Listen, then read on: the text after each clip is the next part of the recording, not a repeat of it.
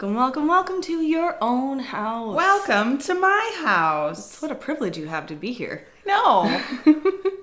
I feel privileged to be here. Thank you so much for the coffee beverage that you provided me. It happened upon me. It was an accident. Oh my God. It was tragic. I hate when you order two of things. And I couldn't help myself. it happens to be the other person's favorite drink. Exactly what they wanted.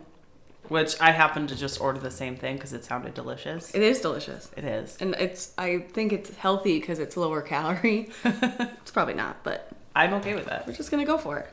It'll be the pick-me-up that I need. Well, thank you very much for the tasty, tasty treat. It's March now. March! Are you excited? Yeah. It's springtime is upon us. Nearly. Nearly. We've had some melt. That's been kind of nice. It's been nice watching my neighbor's driveway flood. Makes me really horny on the inside in like an evil but good way. This month is just so many exciting things. I get to go on vacation, which I know I talk about too much. It's St. Patrick's Day. Yes. So I was texting him, asking, because I was writing the schedule for March, and I was like, hey, do I need any days off in March? And he goes, yeah, well, you could take off the 17th. And no, I think you had enough fun last year. Yeah. Remember that train ride where you sat opposite everyone else? He was so mad. Remember that bar where he got kicked out for vomiting everywhere? Yes. Slowly vomiting everywhere, too. Like, he did it twice. They let him stay. And then he kind of slowly, like... They got mad when he was trying to fall asleep. Yes. And that's not allowed at the bar. You can't sleep at the bar. And we weren't even being mean to him about it. We were just, like, making normal jokes, which he would do if any of us had done that. He got offended. Yep. And then he was very, very upset about it. He was like, should we do St. Patrick's Day again this year? No. No, sir. I don't think so. Why don't you do that at home? We could do it more low-key. And I said, yeah, low-key, like going to work. Like a responsible adult on a Thursday. It's a Monday. It's not even as acceptable as a Thursday. Right. So, no, he's kind of lost that for a while. He's on probation. He just stuck to St. Patrick's beer. Day probation. It's just too much whiskey that was being glugged. Well, I was very drunk, but it was an acceptable amount of drunk. Entertaining drunk. Yeah, it wasn't. I'm going to throw up everywhere right now. He was mad at us, but that's okay. But none of us vomited, so. Yeah, it's not our fault. Dude. Which, is he that much, is he more of a lightweight than the rest of us? Or was he drinking more than we thought? He was drinking a lot. Yeah, okay. I wasn't keeping track. So. Yeah, well, because I think we brought a flask of Fireball, and we were drinking that on the train. Yes. And we took a lot of shots. We did, which I don't ever do shots, so that was fun. Yeah. But it made me feel good. Yeah. Yeah, and then he was mad at the last bar because we wouldn't let him have a Grape Ape, which is like that purple drink at the Because he was sleeping. Because he was sleeping. Because he had also just thrown up outside. Right. And after then we got kicked out of a bar. Later we found out he vomited down the stairs. That's right. That. When you went to the bathroom and you came back and they were like, somebody threw up on the stairs. And you're like, fuck. It was definitely him. It's definitely TJ. But this year brings a whole new light because we've since found out that we are Irish. I know. I was going to say that. We're legit. Yeah. Now we can do it again, but feel less guilty about... more validated. Yeah, exactly. More validated. And we land in Mexico on St. Patrick's Day, which is fun because we were in Mexico for St. Patrick's Day a few years ago, and they go all out there. Do they? Yeah, just to make the white people happy. Oh. Yeah. That's all that matters. They're just placating to us. But yeah, they'll have like themed drinks and like parties and stuff out there. So I'm like, oh, I'm fucking looking forward to it. I'm down. With the Mexican food. Let's do it. Guac is green. It's fine. Yeah. It's festive. To kick off a month of, Irish festivities, I thought we would, give our sympathy and learn of a very strong Irish woman, an Irish immigrant named Mary Mallon. Oh, yeah? Does that name ring a bell at all? No, none bells. Oh, it's so fun. It also ties in perfectly because this fucking coronavirus is going around. Did Mary create the coronavirus? Mary did not create the coronavirus, nor did she have a little lamb. But... That's not what Jackson says. It's fine. The fleece is white as snow. Yesterday at work, everyone was talking about the coronavirus in this break room. And I know it's very serious, and I'm not saying it's not serious, but it's not as serious as influenza A or as serious as other diseases in the world. And I feel like because it's taking over China because they ignored it for so long and now it's this huge thing. And I know the death toll is like in the 2000, like it's crazy. It's not as high as other things though. It's not, yeah, like people die, like 3,000 people die of influenza every year. Like, and we're just like, meh, you know, you can choose to vaccinate or not. That's fine. You do you. You do you, boo. But with the coronavirus, it's like, God, fuck them for putting Corona in it. Like, that's a, Corona doesn't deserve this. It's not that bad of a beer. Right. They don't deserve this. Yeah, so I tried, like, reasoning with somebody, like, well, I mean, there's a lot of bad diseases in the world. This will plan out. Remember Ebola? Everyone thought they were going to die, and there was, like, 2 people. You know, just, it'll be okay. It'll be okay. We'll figure this out. So that started making me think of other infectious diseases. And then, of course, I remembered Dear Mary, who I learned about, well, you will recognize her in a moment, but I learned about in my childhood and more recently in my adult years, and it's just a fascinating, fucked up tale. That motherfucker is getting eaten for dinner. He just wants to be on the podcast. That's what he wants. He sees the backpack and he's like... He knows his death is coming. It's okay. I'm so sick of his shit. It's, well, have you told him?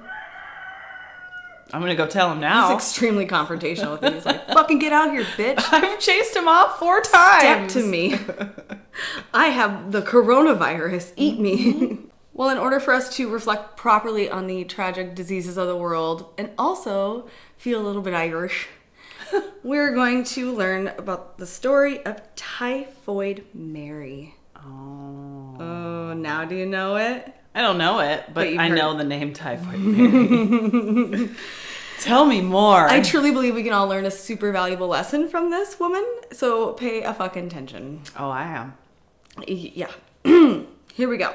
Typhoid fever, also known as just typhoid, is a bacterial infection due to Salmonella typhi. This bacterial infection will begin to duplicate in your stomach, then will lead to your lymphatic system. And if that wasn't fucking fun enough, it will then poison your blood. Oh. Just like a warm hug of death. Delightful. 10 to 20% of untreated cases are fatal. Often there's a gradual onset of high fever over several days, then they'll become weak, have abdominal pain, constipation, headaches, and vomiting. They will also develop a beautiful rosy rash all over their fucking body. Oh. In severe cases, it will cause confusion and delusion, which is the fever. It can last up for months if it's not treated. And this disease, especially in the 18 to 1900s, was especially fatal. So the fatality rate was super, super high. People who most commonly suffered from typhoid during this time were poor people. We're going to focus specifically on New York City in this story. The sewage and dirty living conditions of the poor immigrant communities is believed to be where the disease was spreading from. In 1906 alone, there were 3,000 cases of typhoid, and 600 of them had died. Oh. Well, it's high. So how do you get it? How do you get it? Ooh, very good question. It comes from poop and water sources. So Like you're eating poop? You eating all the poop. Don't wash your hands? You don't eat poop. I don't. Yes. Not routinely. Imagine in the 18 and 1900s that the hand washing regulations were at a minimum. I'm sure in the bathroom of their local Arby's, it did not say employees must wash hands. Do you think they had Arby's? I hope they had an Arby's. In all of this, if they don't have a fucking Arby's.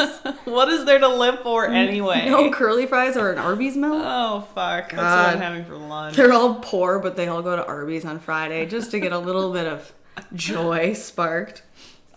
So, in 1907, when the family of a rich banker fell ill while vacationing in their summer rental home in Long Island, which Long Island was for rich people, it was very alarming to the community that this rich family would get typhoid. They all got typhoid. Let us welcome George Sober. And this, I know this opening part's a little boring, folks, but we're gonna get to the goods. George Sober was a sanitation engineer, which was that just a plumber? I don't know. In New York, and he had dedicated his life work to finding the sources of infectious diseases, which, how do you grow up a little boy and be like, I want to know where the plague came from? Because you're curious and you're intelligent. It just feels like you're putting yourself at risk to just fucking get it all. No, because they know the risks and they wash their hands a lot. That's true. Do you think they had latex Drink gloves? filtered water. Or were their gloves just made of like lead and stuff? Both. Gross. When the Warren family hired Sober to investigate the sources of the typhoid outbreak, he first believed it to be from freshwater clams that the family had ingested. But the family refuted these claims because some that were sick had not eaten those clams. Because clams are disgusting. Yeah, why are you eating them? Stop I eating like things. seafood, but you see that little fucking clam open up and it's got a shriveled umbilical cord residue in the middle. Gross. My mom eats them raw, and they're huge, and she just sucks it on down. Gross. She's like, it's salty. Oh, there's grit. Stop it. You're just you're asking to get sick. Mm-hmm. So then Sober is forced to turn to start questioning the staff that were in the home, because clearly the clean rich people were not causing this problem. It's Obviously. it's the dirty help. So he gets introduced to Mary Mallon. Let's get to know this gem. Mary, long walks on the beach. She quickly. I love her, even though she did not good things, but I love her. Why? You'll see. She's just strong-willed. She's an independent lady. Mary Mallon was born in Ireland in 1869 and emigrated to the United States in 1883 or 84, fleeing the starvation and disease of Ireland. The trip alone was terrifying, as 25% of the people on that boat died of infectious disease and were tossed into the Atlantic before reaching Ellis Island. Mm-hmm. Can you imagine? You're just like, oh, Dad died. Fuck. Yeah, just check them. Well, because Bye. those boat rides were Packed. long as fuck. Super long. They overpacked people. If you were richer, you could be on top, but if you were poorer, you were down below. And it would still cost a fortune to be on it. Oh my God, yeah. Like 3 cents. Which back in that day was like, what, $800,000? Your life's work. Everything you have. But yeah, down below, even up on top, no one's like perching their ass over the deck to poop. They're just shitting and You pissing should have. everywhere. Come on, people. I'd be so mad at my like corner mate if I'm like, can you just stop pooping Could you here? stop shitting? I know we paid for row ZE, but you can't poop here all the time. I'm breathing it in. I'm dying. Mary survived the trip, though, and at only 14 years old, managed to make a living by bouncing from relative to relative and finding work where she could. Like most immigrants, Mary was known to have an extremely strong work ethic and believed in the American dream. And she was all on her own. She did it without a man. Good job, Mary. Good job, see? Independent lady. Mary finally caught a break when a wealthy family realized that she was a talented cook, thus beginning her career. Which, Did she shit in their food? no, Oh. I'll get there. That's what I thought at first. She's just pooping in the pots. Right. Don't poop in the pots, Mary. Which, how good is... I mean, I guess white Americans probably were like, ooh, boiled potatoes and roast. Mmm. Delicious. Delicious. Let's just cook that over and over again for us. Mary would work in several households over the next 10 plus years. Besides just cooking, some families who had come to trust Mary would hire her to work with the children, and even one family stated that they hired her to breastfeed their baby. Weird. Yeah, isn't that the Has fucking... she had children before? No. How do you breastfeed a baby if you've never had a kid? Explain that to me. How do you make it? I Where have does it come no from? idea. Where does it come from? It just stated that and they could have been mistaken with another... That poor baby is like starving. Right. That person could have been mistaken with like another help in the house, because that doesn't make any fucking sense. But I just put it in there because it intrigued me, that fact. And it was on like the Discovery Channel video that I watched. So You're watching the Discovery Channel? I watch everything. I'm just eclectic. Well-rounded. Yeah, thank you. I hope to be. One day I will be fully rounded. In 1906, Mary was hired to cook by Charles Henry Warren, a wealthy New York banker. We've already met his family out on Oyster Bay, Long Island. From August 27th to September 3rd, 6 of the 11 people present in the house were suffering from typhoid fever, so she wasn't there very fucking long. It is believed that Mary then left her position either because they didn't need her to cook at this time, because who's eating, or that Mary feared infection herself. She has been quoted in saying that she was blessed by God to not have contracted the disease herself. She was a carrier. Why are you guessing ahead of time? Because. It's like, are you the person in the movies who's like, oh, he's gonna die? Yep. That's how I get through scary movies without screaming like you do. I just sit there and think, he's coming from that corner. I'm not going to be afraid because that's where he's coming from. It's like my mom when she goes in like haunted houses or mazes, she just says hi to everyone who jumps up. She goes, hi. And that makes her not scared. I'm like, I can't do that. I would immediately just start screaming, hi! Like, get away. Hi, I like the blood on your face. Yeah, that's what she does. And she giggles, hi. And she's a bigger chicken than me. Apparently not. Apparently I'm the pussy of the family. You just don't hide it as well. No. Nope. Soper begins investigating all the staff of the Warren home, but finds nothing suspicious in anyone's past but Mary's. During his investigation of Mary, he discovers a pattern that in the homes Mary has cooked at, the family would suffer an outbreak of typhoid. But Soper found this puzzling, as Mary herself has never had the illness. Mm-hmm. Soper found it difficult to find Mary as she moved house to house. Just follow the fever.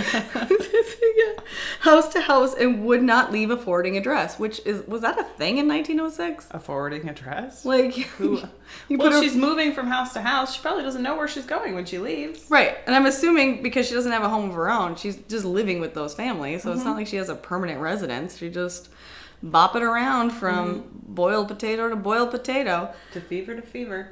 Yes. Then one day, Soper heard of an outbreak at a penthouse on Park Avenue. Soper went to the home and found Miss Mary Mallon cooking in the kitchen. When Soper asked Mary if she had in fact worked in the Warren home, she stated yes and expressed grief for that family.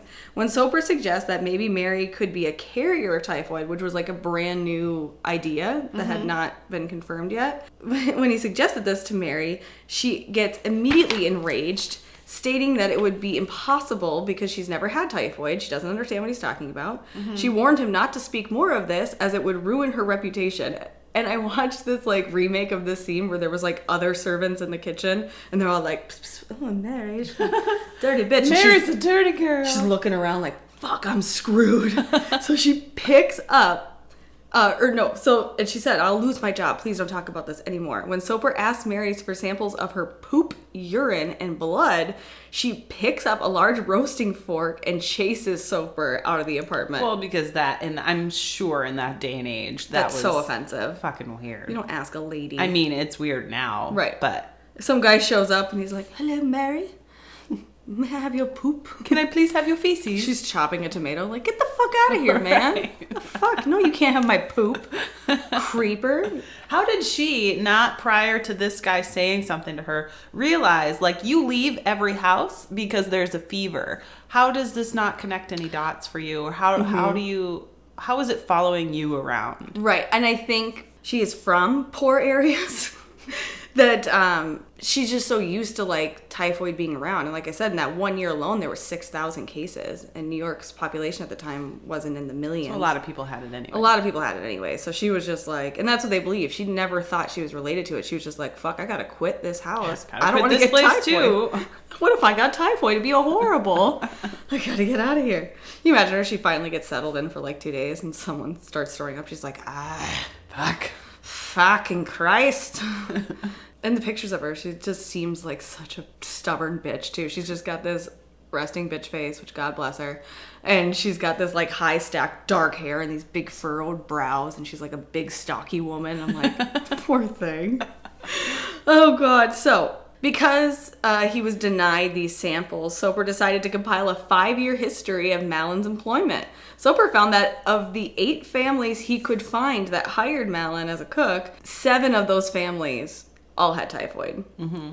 Soper went back again with the help of another doctor to request the samples from Mary, but again was met with anger and denial. Soper and other members of the medical community were at a loss at this point. They had no physical proof that she was responsible, and the concept of someone being a carrier was a brand new idea. The New York City Health Department finally sent a physician, Sarah Josephine Baker, to talk to Mallon, which, why do you... a woman's now going to be able to get her poopy? Like... Well, she's a professional, like a doctor, not just a fucking weird plumber guy. In the remake, too, Soper, when he shows up, he's wearing, like, one of those, like, fucking newspaper boy hats and, like, a tweed jacket, and he's carrying, like, a briefcase. Like, you don't even look like a doctor. You look like a creepy person. Baker stated by the time that she got to Malin, she was so convinced that the law was just out to get her and that this was like a conspiracy against her and she had never done anything wrong. Which, poor lady, like... They're not trying to say, bitch, get the fuck out of America. Right. Well, and I think especially Irish immigrants were so targeted back then, and they were fucking hated. I mean, it's kind of how some people treat Mexican immigrants, too. It's like, they were just hated. They thought they were stealing everybody's jobs. They thought they were dirty. They were just bringing over all this famine and disease. Like, it was just a big smudge on glamorous New York City. So she thought this was just a way to target Irish immigrants. So again, she says, no thank you. Sarah Josephine Baker, the physician, went back to Malin's workplace with police officers who took her into custody a few days later. Which, I'm sorry, she manages to stay in this apartment, still working for this one specific family. Have the family not caught wind of this? Like, they all have typhoid, and then all these, like, doctors keep showing up, and there's a bunch of whispers about poopy face Mary over there. She's not poopy face. That was a joke.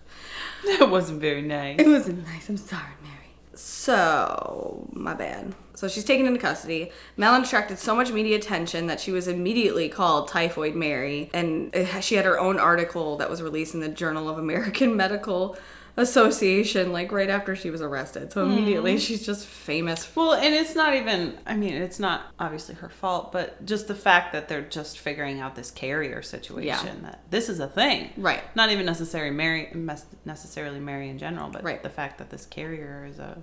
Right. Well, the fact that they just have to call her Typhoid Mary right away, like, come on, guys. Give her a minute. You could just say a woman. You don't have to give her a nickname, a fucking alias, like... in prison, she was forced to give the stool and urine samples. Authorities suggested that she remove her gallbladder because they believed that typhoid bacteria resided in the gallbladder. Okay. Like the carrier bacteria. Sure. I don't know. However, she refused, like any fucking human probably would, to have her organ removed. They offered to release Mary under the simple circumstances or terms that she would be subject to visits by authority.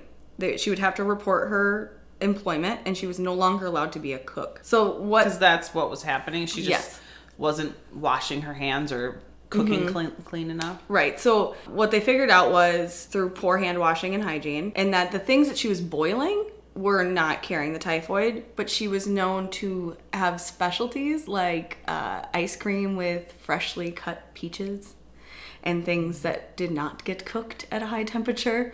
So those were the types of foods and salads and things like that that were transmitting That's too bad. Like, you're really good at something, and then they're like, you can't do this anymore. Right. And they were even like, you probably could cook, but just wash your hands, maybe. Yeah. And wear a glove. I don't know. Yeah, wear gloves and a face mask or something. Ask her to cut the thing before it goes on the plate. Like, you have assistants. Come on.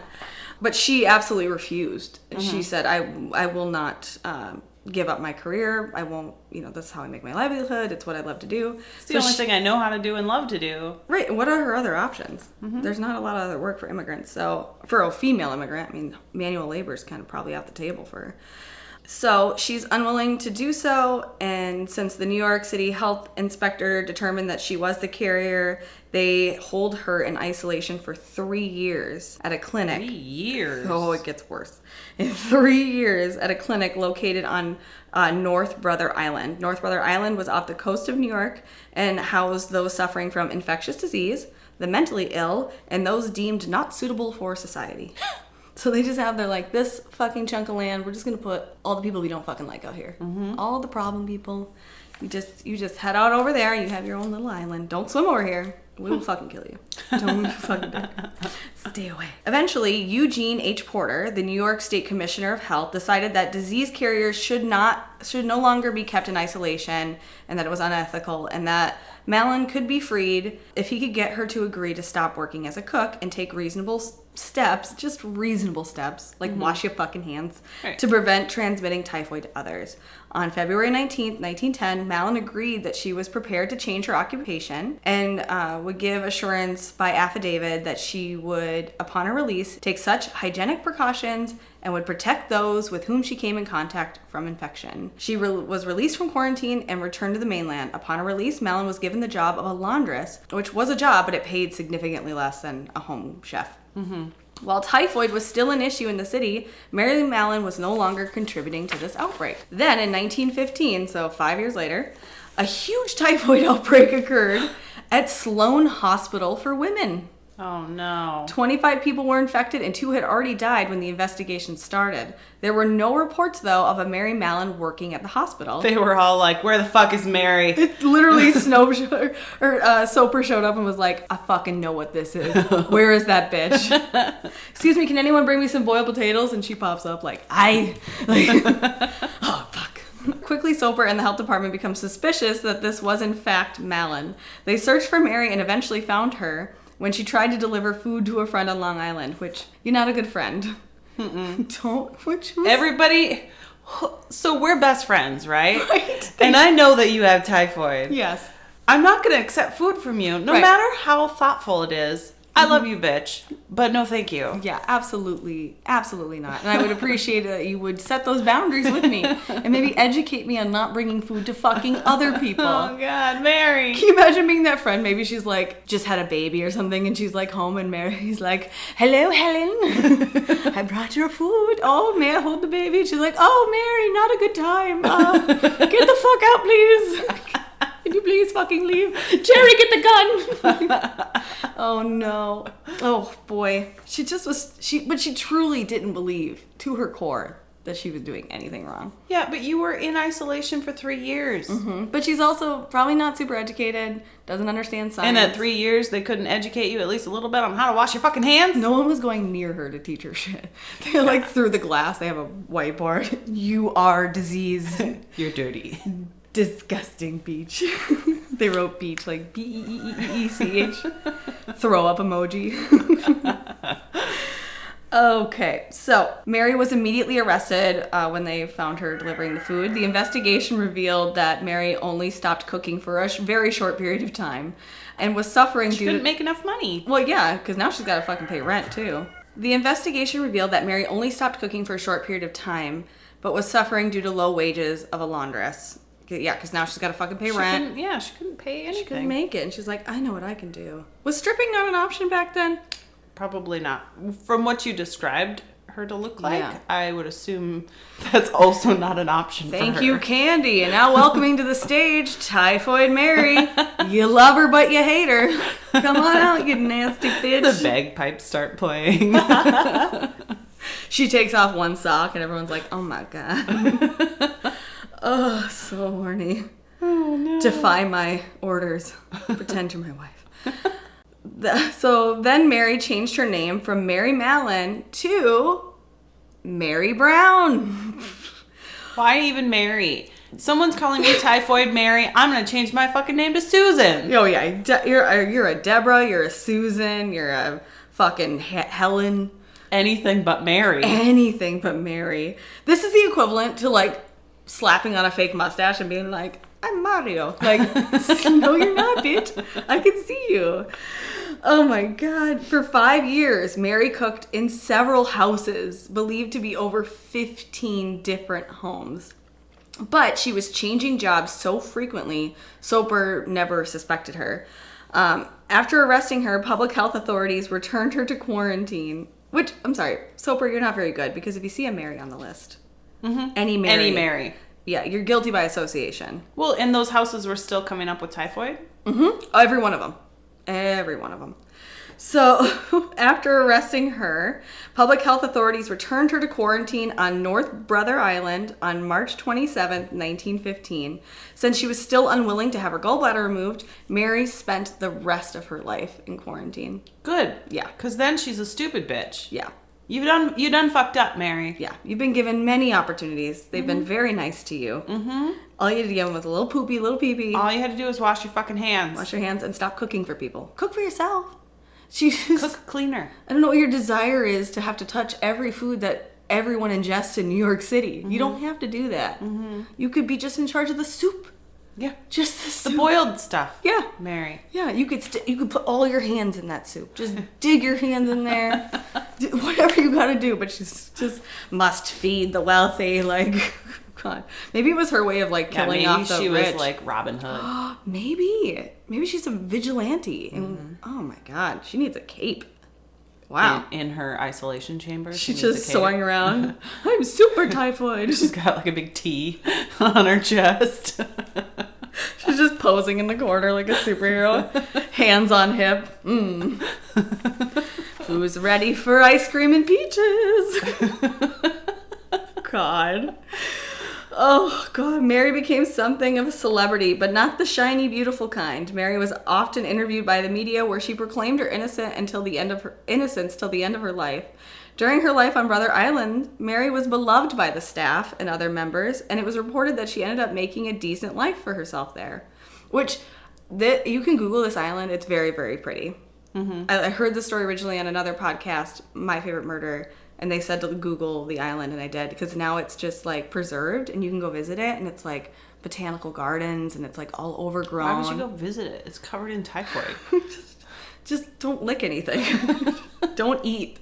There's, like, fucking old peaches sitting out, and you're like, oh, kind of good. Look at this ice cream. It's not even melted. So, she was beloved by staff, and she had a good life there. Mary eventually managed to get a job at the facility so that she could work. What job would you give a known carrier of a deadly disease, you may ask? Chef. No. They put her in, she was the CEO of washing all the baby bottles. No! Yes. That was her job for the rest of her life. Also, how many babies are in this isolation That's what I place? put. I said, yep, you heard that right. She could not be trusted to cook or serve water, but golly, let's let her wash the cups for the fucking infants. Also, why are there babies on this island? Yes. Unless, like, the mentally unstable moms or, like, people with mental illness got to keep their babies with. But, yeah, she was in charge of washing the babies' bottles in the nursery. Nope. You wouldn't even be allowed near the nursery. Right. And how hot are they actually getting that water? There's not, like, a good water heater in that area.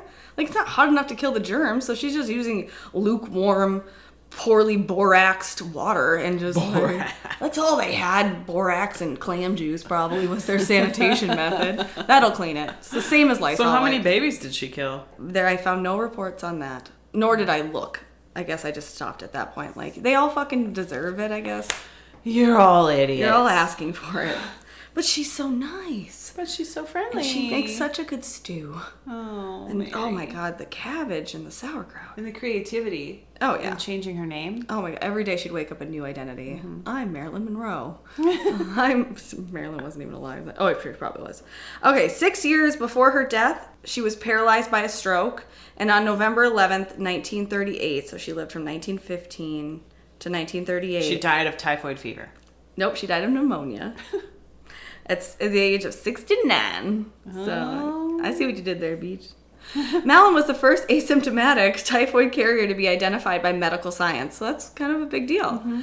And there was no policy or providing guidelines for handling that situation. So they did the best they could, which they didn't, So kill did they her. not find anybody else who was an asymptomatic carrier? It's just Mary. I have a few at the end, but not any big ones from New York City. But again, there probably had to have been others, right? But they probably weren't in the profession that she was. Yeah. So it wasn't as easily tracked. They couldn't. So instead, they were wiping their booty hole and then shaking their friend's hand, and then that's how that was going. So yeah, because she was a cook, it was much more easy to track.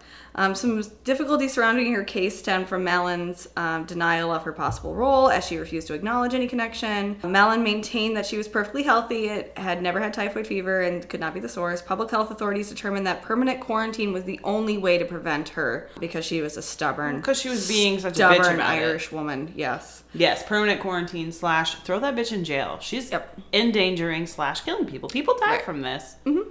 And she's doing it. It'd be the same thing if you were, like, purposely spreading around your, like, if somebody was purposely going, I don't know, I can't think of an example that's not offensive. Somebody's not vaccinated and has measles, and then intentionally goes around spreading measles everywhere. Right. Like those jerk communities in New York right now. Other healthy typhoid carriers identified in the first quarter of the 20th century include Tony Labella, which at first I read that labia. Not. I was like, what a name. An Italian immigrant. An Italian immigrant presumed to have caused over 100 cases with 5 deaths. Adirondack? And what's an Adirondack? Adirondack. Isn't that chair that sits on the front porch? This is his, like, ethnicity? I don't understand. I don't know. Am I reading it wrong and this is going to be, like, super fucking funny? Hold on. Yeah, I don't know. Anyways, a man dubbed Typhoid John was presumed to have infected 36 people with 2 deaths, and he was a restaurateur and a bakery owner. Now, can you imagine if you would have just taken Typhoid John and put him with Typhoid Mary, and they could have lived happily ever after cooking for each other. Yeah, put all the typhoid carriers on the island and have a restaurant, make a whole city out of it. She can make him lovely dinners. He can make her lovely pastries. They could fuck like crazy. Yes. With their swap saliva. Long skirts and bloomers and those uncomfortable boots. Oh, they could have just had a great life. Aww. It made me so sad that they never found each other. So, to wrap this up, the official number of victims from Mary Mallon is only 51, which seems low. But this number can never be confirmed, as Mary had legally changed her name one time and was believed to be using multiple fake identities when acquiring work around New York. So people and he never got her full employee history. No, he only got in 10 years he only found like 8 houses. Yeah. So, and between the time that she was released, there were so many rumors about her. She probably was using a new name all the time. They had to have posted a picture somewhere of some scary looking Irish lady and big bushy eyebrows. Nobody recognized her. The peaches is all it says on there. This is Typhoid Mary. Some theorize that Mary could have infected hundreds of people during her 20-year career as a cook in New York City. We're so sorry, Mary, but please wash your fucking hands and just, for the love of God, stop it. Stop it. Well, why are you doing I understand that you are in denial about this and you don't want to be that person. But if someone comes up to you and says, you have infected 50 people, 8 of them have died. Yeah. Wouldn't you think to yourself, oh my God, someone is dying. If all I need to do is wash my fucking hands. Stop cutting up raw food. Stop cutting up raw food and serving it to people. Well, couldn't you just figure it out? Right. Yeah. Well, and it's not like if it was just that one guy with a briefcase who had said it one time to her, you have the whole fucking health department of New York. Yeah. And police officers here. Like, initially, I get it. Yeah. You want to protest. chase them with that fork. Sure. I get it. After it's over and over again, you need to come to terms with it. Yeah. Maybe because she was a poor Irish woman that couldn't cook anymore, she got a free ride at this new place. And she was like, yeah, sign me up for isolation. Yeah. It's dirty cheap there. It's dirty cheap. Extra on the dirty. I don't have to clean this? Is the water clean? Fucking get out of here. It's clean? Oh my God. So yeah, that is the tragic story of Mary Mallon. AKA Typhoid Mary. Are we going to start calling you Corona Amanda? I would. Just get it out of the way ahead of time. I Googled this morning, no, had no reported cases in Mexico right now, which I don't know if that's just because they're not fucking reporting. Just stay away from Chinese people. Oh, I'm going to avoid. I'm gonna profile everyone. Where did you just fly in from? Tell me where you came from. Where did this cup come from? Did he touch it? No. Yeah. I mean, and you have to be like that regardless in this day and age of just in general, like unvaccinated people. Right. Yeah, the flu vaccine doesn't cover everything, but you don't necessarily need to be swapping spit with someone who didn't get one. Let's not do that. Or even letting them go to our schools. Be safe, people. Let's be safe. Let's be safe. Let's be smart. Wash your fucking hands. Wash your fucking hands. For the love of Christ. I will look at people just like when we were at that seafood restaurant, a bitch did not wash her hands and I knew I had to walk past our table to get to mine and I fucking looked at her like, and then I told her husband, poo-poo hands. She just wiped her ass. Your wife has poopy hands. Who's not leaving the bathroom without washing their hands? Right. Ugh. Anyways. A public bathroom. Did you enjoy this story? I was so enthralled the whole time. Good. I usually don't like my history lessons, but I thought this was a fun one. It's so this fun. Is a fun one of death. So many deaths. Diseases. Dirty people. Stubborn Irish women. Fucking Mary. Fucking Mary. All right, well, we'll see you next week then. For more exciting Irish things. Oh, it is. Oh, guess what? Oh. I have Smut Club book. Oh, you do? Yeah. Oh my gosh, how did we completely forget this? Well, I wouldn't say we completely forgot. Guess what? What? It's Irish themed. Oh my God, would ya fucking believe it? The luck of the Irish. It's called Getting Lucky. Oh. I know. I wonder if they're gonna have sex. I think they are. So this is I did skim through it to make sure that they were going to have sex because I was concerned that maybe it was just a romance book without sex. So I did double check. There is fucking. Great. That's what we wanted. That's what we want. This is Smut Club. Also, sneak peek, he's a leprechaun. Oh my God. I know. That makes me really sad that I didn't do leprechauns for What the Fuck Wednesday now. Okay. All right. So who's it by again? Sarah Spade. It's called Getting Lucky. Oh, so March Smut. I'm very excited for that. It's going to get me right in the spirit. I'll make myself a green beer. Mm-hmm. I'll put on my Kiss Me I'm Irish shirt. Because we are. And I'll just sit on the floor in a pot of gold. And I'll read it. I'll read it. Oh, very exciting. And you can find the details for that book on our website, ladylakepod.com. Or slappingthebean.com. Or slappingthebean.com. You don't believe it, try it. Because it fucking works. I paid for it to work. So it fucking works. And yeah, tune in next week. We have a Irish themed What the Fuck Wednesday. It's gonna make Jessica happy. I hope. Very few things make me happy, so. Well, typhoid just made you happy. Like I a little don't know, bit. happy. You smiled quite a bit. You can listen to this episode later, but you were laughing. The whole time. You smiled. You beat your chicken a couple times. That fucker. Well, we'll let you know next week if he's dead. Okay. Bye. Bye.